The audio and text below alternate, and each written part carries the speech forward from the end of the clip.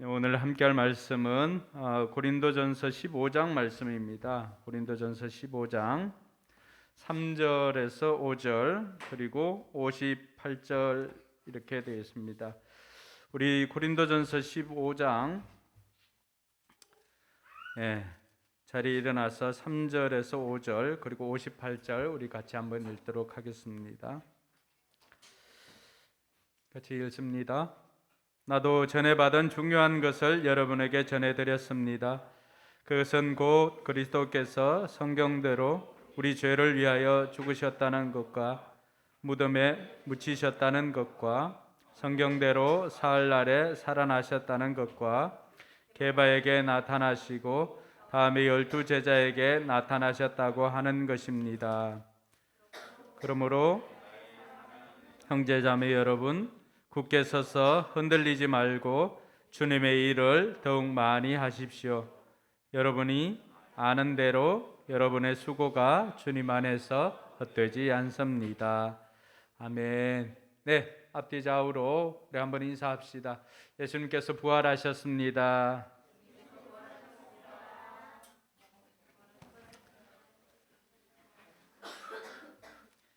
네, 예수님께서 부활하셨습니다.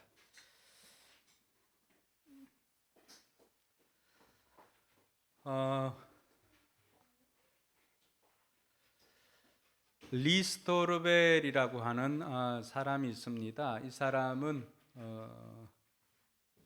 무신론자로 있다가 그리스도인이 된 사람인데 예일대 법대를 졸업하고 또 언론인이었습니다. 14년 동안이나 시카고 트리뷴지 기자를 담당했고요.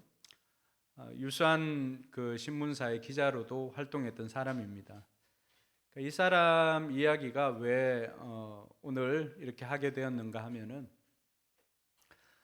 이 사람은 2년 동안이나 기독교가 정말 믿을 만한지 또 예수님의 부활이 정말로 사실인지 그것을 알기 위해서 2년 동안이나 체계적으로 연구했던 사람입니다. 물론 그 동기 중에 하나는 자기 아내가 교회를 다녔는데 혹이라도 이 교회 이단에 있는 아내를 빼오기 위해서라도 자기가 이런 증거를 확보해야 되겠다라고 하고는 무려 21개월 동안이나 고고학 자료부터 시작해서 얼마나 똑똑하겠어요. 또 신문 기자니까 이 사람들은 모든 사실을 부정하는 것 그리고 믿지 않는 것부터 시작합니다. 그러니까 믿지 못하니까 팩트가 될 만한 모든 것들을 다 자료를 종합하였던 것이죠. 그렇게 21개월 동안이나 그 모집한 자료들 가지고 이제 마무리를 해야 되니까 정리를 하다 보니까 기독교의 진실성과 예수님의 부활에 대한 증거가 산더미처럼 차고 넘쳤던 것입니다. 그래서 그의 고백은 내가 예수를 믿는 것보다 내가 무신론자로 사는 것이 더 큰 믿음이 필요할 정도로 예수님의 부활에 대한 또 기독교의 신빙성에 대한 그런 자료들이 차고 넘쳤다라고 그렇게 고백을 하고는 자기는 예수를 자신의 주인으로 또 구세주로 영접하고는 그리스도인이 되었던 것입니다. 그의 이러한 책들, 부활에 대한 증거나 이런 것들이 기존에 나와 있습니다. 그리고 그가 이제는 목회자가 되었다는 이야기도 듣게 되었습니다. 오늘 사도 바울이 이런 차고 넘치는 증거와 증인들이 있음에도 불구하고 이러한 것들을 통하여서 고린도 교회에 다시금 이 복음을 전하고 있다라고 하는 사실입니다. 여러분, 고린도 교회에 바울이 왜 이러한 복음을 다시 전해야만 했을까요? 교회라고 했을 때는 예수 그리스도의 죽으심과 부활에 대한 것을 믿는 사람들이 모인 공동체가 교회가 아닌가요? 그런데 오늘 말씀에 보면은 어떻게 말하고 있습니까? 1절에 보면 형제 자매 여러분, 내가 여러분에게 전한 복음을 일깨워 드립니다. 여러분은 그 복음을 전해받았음에 또한 그 안에 서 있습니다. 내가 여러분에게 복음을 전해드린 말씀을 헛되이 믿지 말고 그것을 굳게 잡고 있으면 그 복음을 통하여 여러분도 구원을 얻을 것입니다. 그러니까 바울이 오늘 고린도에 있는 성도들에게, 고린도 교회 성도들에게 전에 전해주었던 복음을 다시금 일깨워 주는 이유가 있는데, 그 사람들 가운데 몇몇 사람들이 헛되이 믿고 있는 사람들이 있었다는 것이죠. 그들이 헛되이 믿고 있었던 내용이 무엇이었을까? 12절 보면은 그들이 왜 이 복음이 필요했던지를 다시금 알 수 있는데, 12절에 이렇게 되어 있습니다. 그리스도께서 죽은 사람 가운데서 살아나셨다고 우리가 전파하는데 어찌하여 여러분 가운데 들어는 죽은 사람의 부활이 없다고 말합니까? 오늘 고린도 교회 성도들이 다시금 복음을 들어야 하는 이유가 여기에 있었던 것입니다. 그 사람들은 그리스도께서 죽었다가 다시 살아났다라고 하는 이 복음을 전했음에도 불구하고 이 사람들 중에 몇몇은 죽은 사람의 부활이 없다고 믿을 뿐만이 아니라 그걸 말하고 다녔던 것입니다. 성경대로의 복음을 믿지 못하고 믿고 싶은 부분만 취사 선택해서 듣고 있는 이들의 모습을 보면서 오늘 저와 여러분들은 과연 죽은 사람이 다시 살아난다는 것을 믿고 신앙생활을 하고 있는지, 저와 여러분들은 죽은 사람이 부활한다는, 또 내가 이 다음에 부활의 몸이 된다라고 하는 것을 과연 믿고 살아가고 있는지를 점검하는 귀한 시간이 되어야 할 것입니다. 여러분, 고린도 전후서는 바울이 쓴 편지 중에서 가장 긴 내용들이 있습니다. 긴 내용이 있다라고 하는 것은 어떤 의미가 있을까요? 주로 그때 당시에는 담당 목회자나 이런 사람들이 그곳을 직접 다스리고 또 목회를 하고 하는 것보다도 순회하면서 이렇게 하는 경우가 많이 있었습니다. 사역자들이 부족했기 때문에. 그러면은 한번 가서 어떤 이야기를 듣고 난 다음에 그것에 목회적인 처방을 하고 이렇게 해야 되는데, 그 목회적인 처방이나 목회적인 내용을 편지로 기록해서 그들에게 보냈던 것입니다. 그러니까 편지의 내용이 짧으면 짧을수록 어떻습니까? 그 사람들이 신앙생활을 제대로 하고 있는 것입니다. 근데 편지의 내용이 길면 길수록 어떤 거예요? 그 사람들에게 하고 싶은 말이 많은 거예요. 이것은 이렇게 하고 이것은 이렇게 하고. 근데 고린도 전후서를 보면은 이게 과연 예수 믿는 사람들에게서 나올 만한 것인가 라고 하는 내용들이 즐비하게 깔려 있는 것이 고린도 전후서입니다. 교회 안에서 생길 수 있는 모든 문제가 고린도 전후서에 다 들어 있습니다. 심지어 교회가 아니라 세상에서도 있을 법하나라고 생각할 만한 문제들까지도 이 고린도 전후서에서는 다 담겨져 있습니다. 세상 법정에 대한 부분도 있고요, 당파 싸움도 있습니다.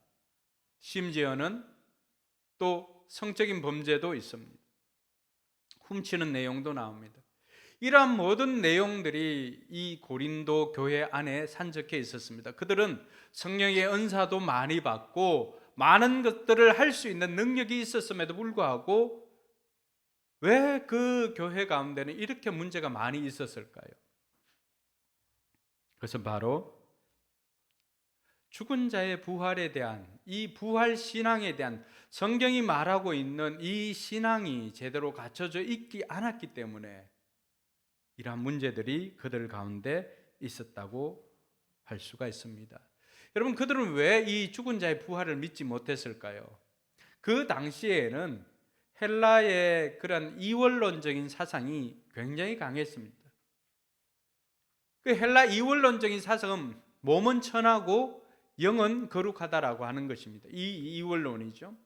육은 속되고 또 영은 성스럽고 거룩하고, 그러니까 이런 것이 갖춰져 있다 보니까 이들이 생각했던 구원은 이 육신을 벗어버리고 영혼의 상태가 되는 것이 이들이 생각하는 구원이었습니다.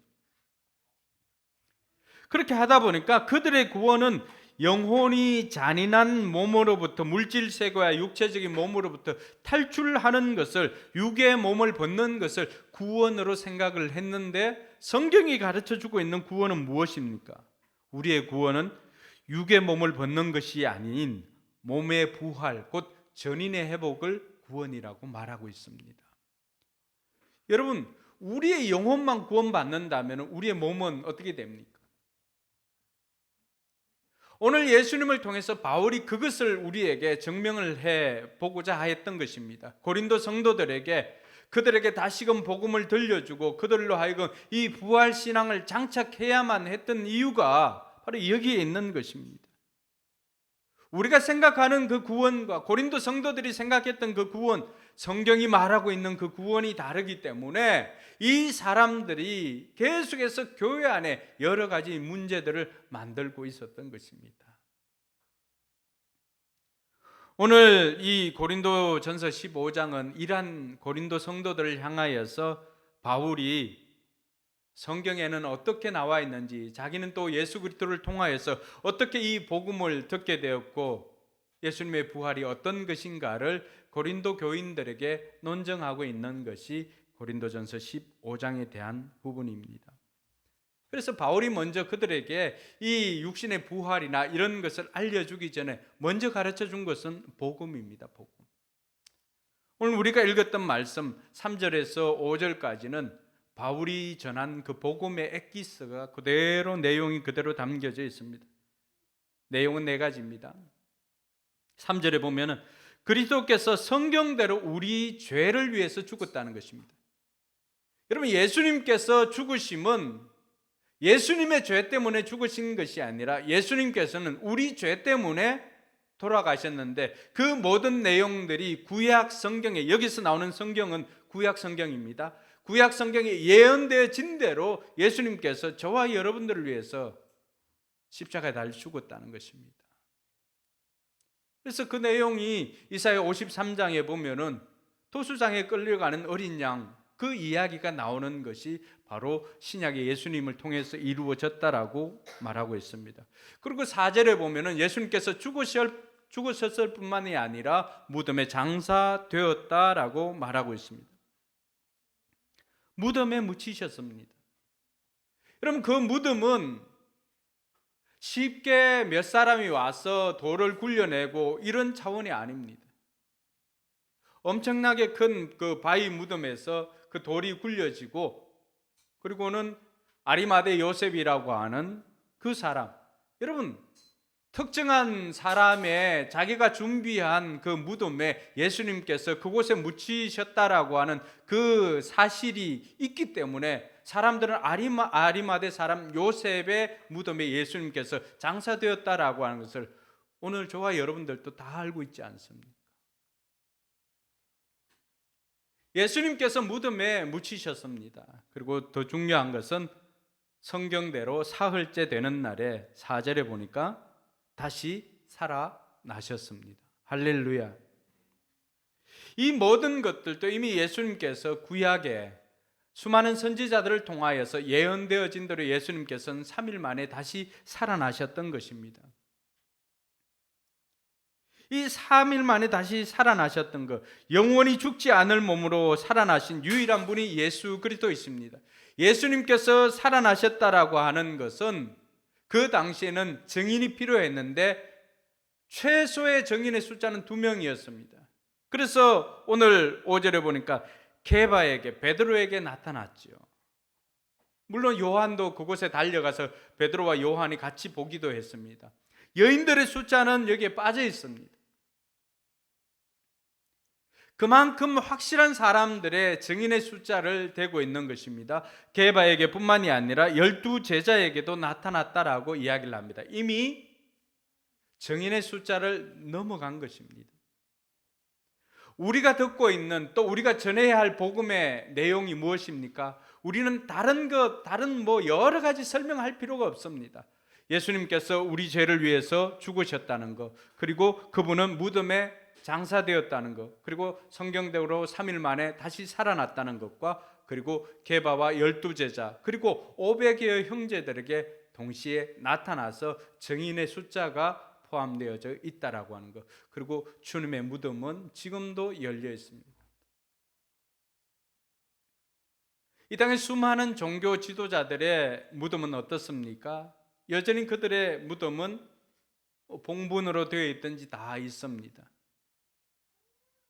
그들은 죽음의 문제를 해결할 수 없었기 때문에 그들은 죽음에서 자신은 그 죽음만을 이야기를 합니다. 그러나 예수님께서 오늘 부활을 이야기할 수 있는 이유는 무엇입니까? 예수님의 무덤은 비어 있고 예수님께서는 다시 살아나셨기 때문에 오늘 이 죽음의 문제를 다룰 수 있는 분은 예수 그리스도밖에는 없는 것입니다. 할렐루야.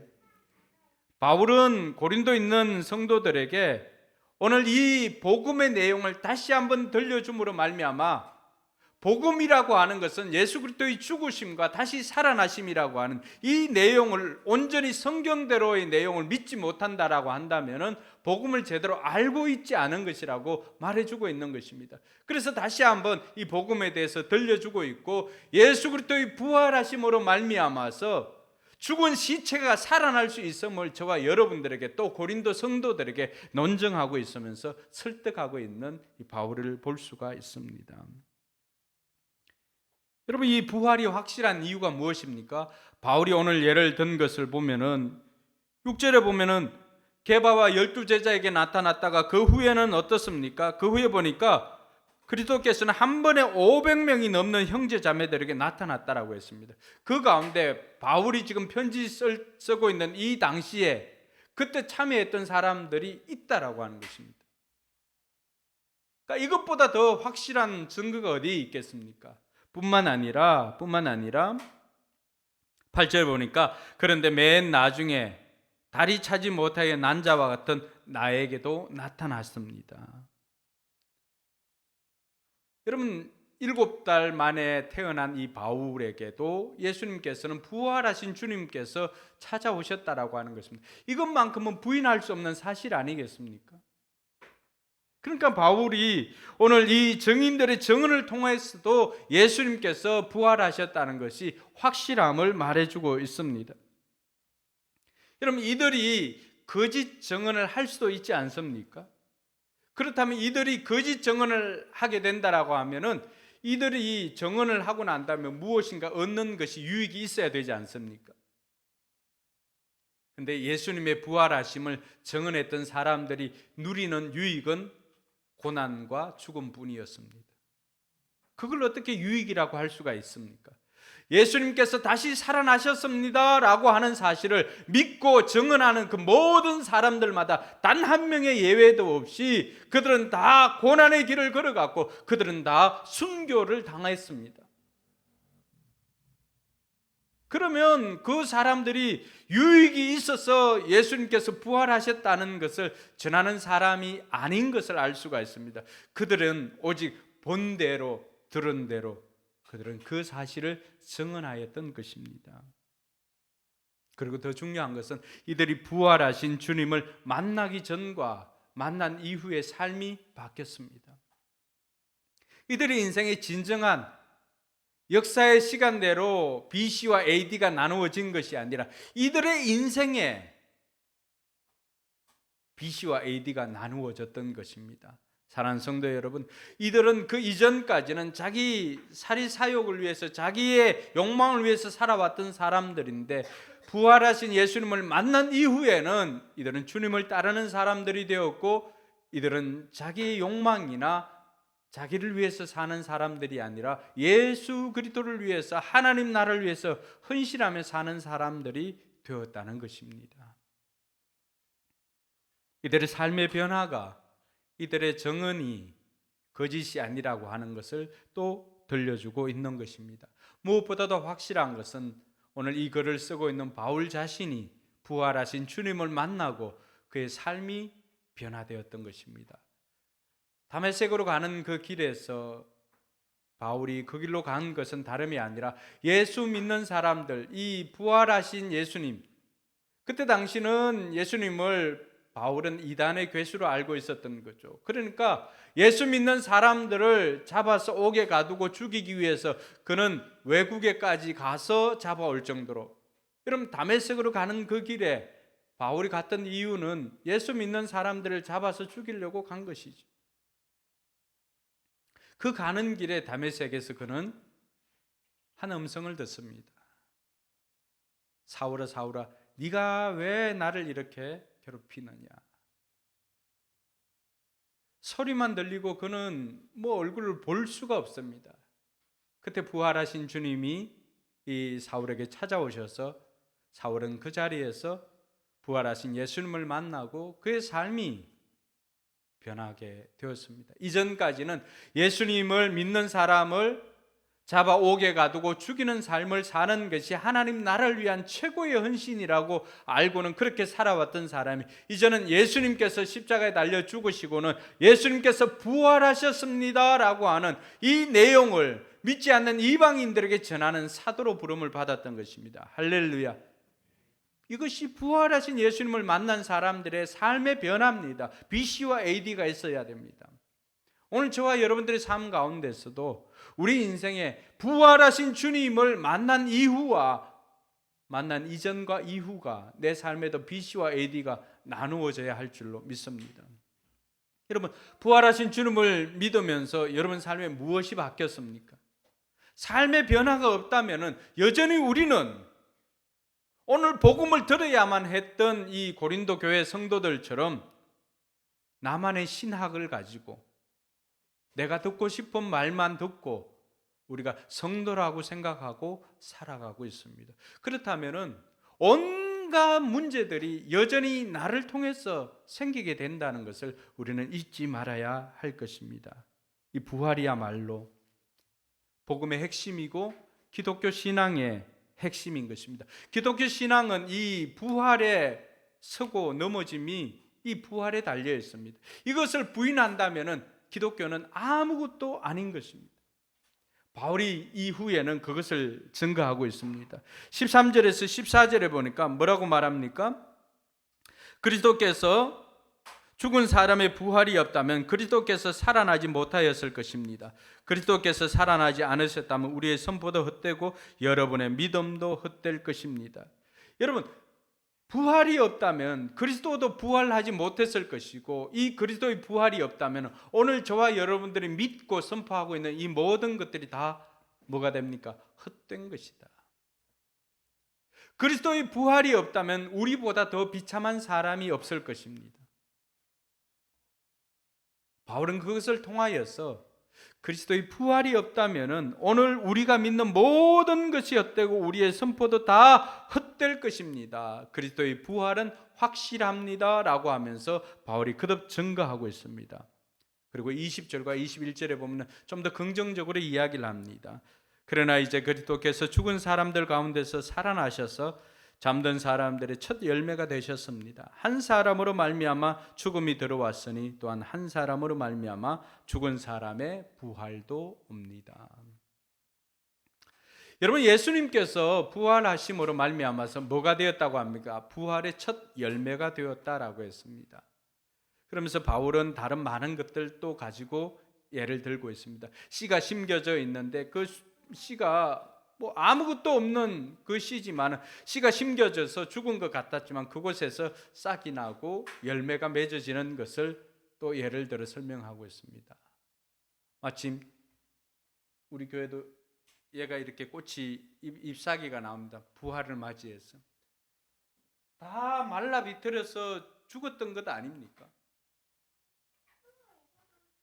말라 비틀어서 거의 죽었다고 생각하고 이 자리에 차지하지 못하고 저 복도 기퉁리에 혹이라도 하는 마음에 그곳에서 거의 처박아 두다시피 했었는데 어느 날 보니까 작은 싹이 이렇게 납니다. 그리고는 어떻게 합니까? 이렇게 잎사귀가 났습니다. 그리고 이번에 보니까 이 신 것 같아요. 이렇게 달린 겁니다. 그러면 이것이 이렇게 되면은 다음에도 어떻게 합니까? 겨울에 잎사귀가 다 떨어지고 난 다음에 이것을 버릴까요? 그렇지 않습니다. 비록 죽은 것 같지만은 그러나 물을 주고 때가 되면은 다시 잎사귀가 뭐 합니까? 살아나리라. 할렐루야. 부활의 첫 열매는 바로 그런 것입니다. 그냥 열매라고 하지 않고 예수님께서 살아나셨다라고 하는 것이 부활의 첫 열매라고 하는 것은 이후에도 두 번째, 세 번째 열매들이 계속해서 맺어지는 것입니다. 여러분, 이것이 유실수라고 한번 생각해 봅시다. 사과나무라고 생각하고, 사과나무는 어쨌든 3년이 지나야 열매를 맺습니다. 3년이 지나고 난 다음에 사과가 열렸어요. 정훈아, 4년째는 이 나무에 무슨 열매가 맺힐 거예요? 어떻게 알아?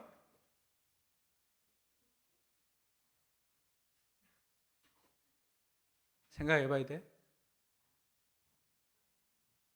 정우야, 정훈이가 어떻게 알았을까?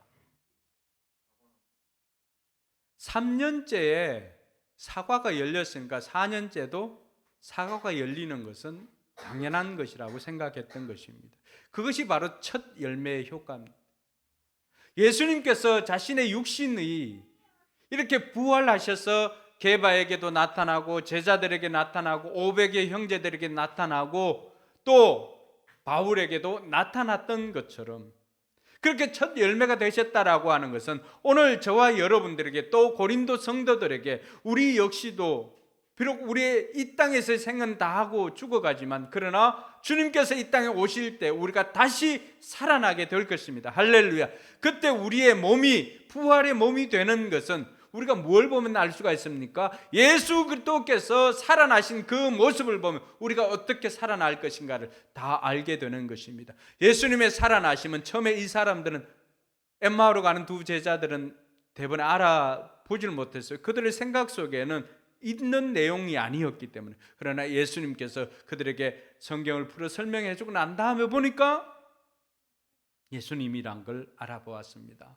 그러나 제자들 12제자들은 다 어떻게 했습니까? 부활하신 예수님을 보니까 예수님이라고 하는 걸 알아보았습니다. 우리도 부활의 몸은 우리와 함께 신앙생활했던 분들이 다 알아볼 정도로 우리가 부활할 것을 믿으시기 바랍니다.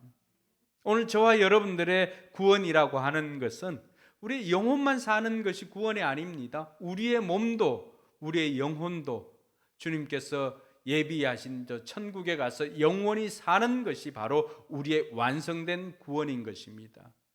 고린도 성도들에게는 이게 없었기 때문에 이들은 담대할 수가 없었고 늘 위기의 순간마다 이들의 신앙은 넘어지고 세상 사람들이 생각하는 그 방식대로 계속해서 선택해서 하다 보니까 교회 안에서도 여전히 나는 그리스도파, 나는 아볼로파, 나는 게바파, 나는 바울파 이렇게 파벌을 만들고 줄을 쓴 이유가 무엇입니까?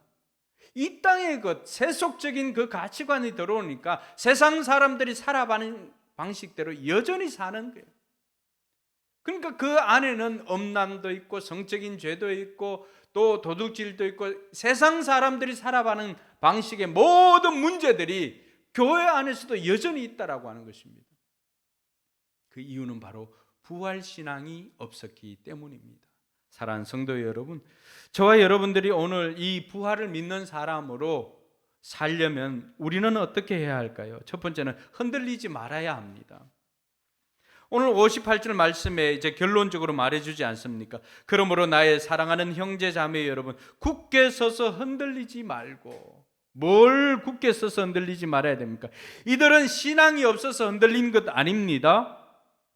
이들은 잘못된 신앙 때문에, 잘못된 신학 때문에 흔들렸던 것입니다.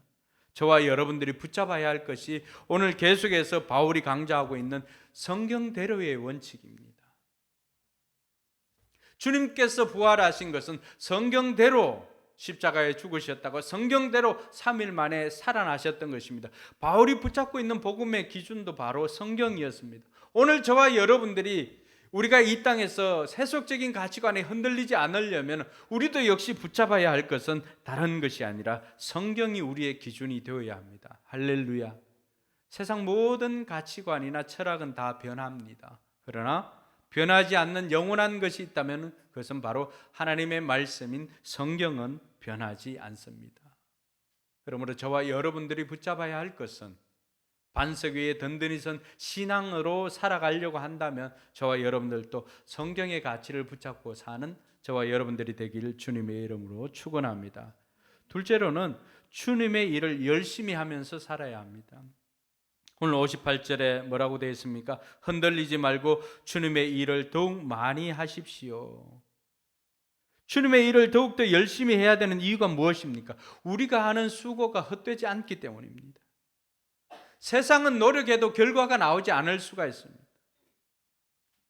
정말 맨날 거의 새벽까지 공부를 이렇게 하고 합니다. 그럼 저렇게 새벽까지 공부하면 다 100점이 나와야 되잖아요. 정말 그렇지 않니? 그렇지? 근데 나오는 건 100점이 다 나오는 것은 아니잖아요. 그렇지? 왜 그럴까요? 여러분들이 뭘 잘하고 싶어서 유튜브 보는 그 수로만 해도 여러분 이미 그쪽에서는 달인이 되어 있어야 되잖아요. 근데 그렇지 않습니다.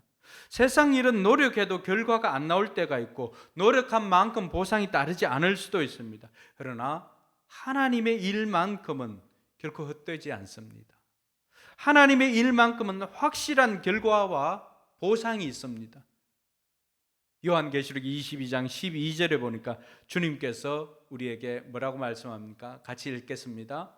보아라, 내가 곧 가겠다. 나는 각 사람에게 그 행위대로 갚아주려고 상을 가지고 간다. 할렐루야.